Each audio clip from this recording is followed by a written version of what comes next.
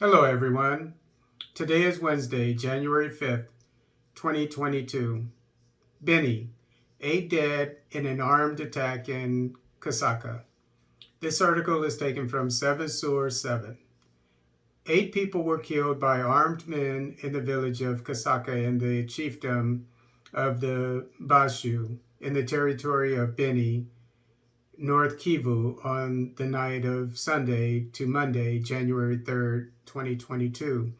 The village chief, Kiavinyonge, reached on the phone by 7 Source 7, reveals that the attackers came from the Virunga National Park. Okay, and I noticed that a lot of these insurgents are operating or coming from the Virunga National Park. So you need to send out patrols there to locate and capture or kill these people. We just killed 8 people in Kasaka. After the first investigations carried out by the competent services, the attackers executed the civilians on the grounds that 2 of their group were shot dead last week in the region by mob justice. They said they were unhappy with this mob justice, said Kidumu Makomo, head of Kivyongyi. Civil society in Kavasua, which also confirms the information to 7 Source 7, affirms that the situation is tense on Monday in Kasaka village. The situation is tense in Kasaka on Monday, this after the killing of 8 people. A group of armed men stormed the aforementioned village. According to the testimonies of some members of the families of the victims, the attackers declared that they had done so to claim responsibility for the killing of 2 of their group by mob justice last month, reported Paluku Rukanga. It should be remembered that on the night of Thursday to Friday last week, 2 young boys mistaken for thieves were killed by mob justice in Kasaka village in Beni territory. Seems to be a leitmotif, the killing of defenseless villagers. Something needs to change about this. This is throughout Africa. It happens in northern Nigeria all the time.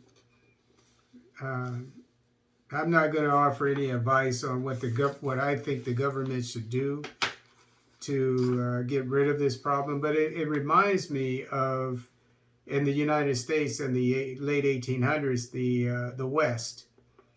I'm not a fan of the people of European descent coming and taking the land from the Native Americans, but what they did, during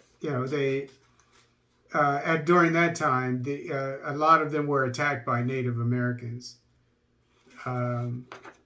and they had to defend themselves. But little by little, they were able to defend themselves. I'm not a historian of that history, even though I'm a historian, but I will say that Africa needs to, the governments, I think, need to do something about these defenseless people in these troubled areas where there are insurgencies. You can't just have your people in villages unarmed and defenseless. Girls and women, I'm sure, are being raped. Something needs to be done about this. Of course, I say that more patrols need to be out there, drones, etc., to be able to pick up when people are on the move, just to be able to see what's out there. I mean, you need everything. You need people out there. You need, you need towers.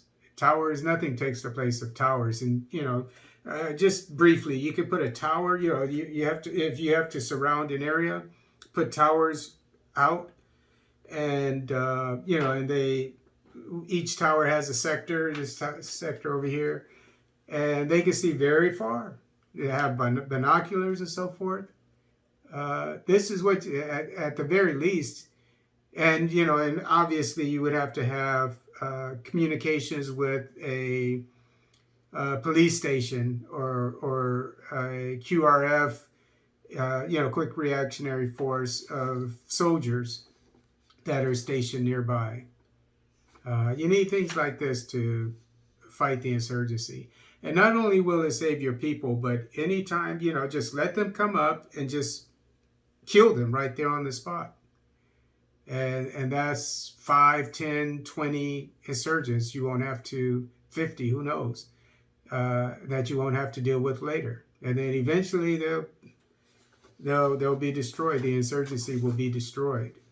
But you have to be methodical about getting rid of these insurgents.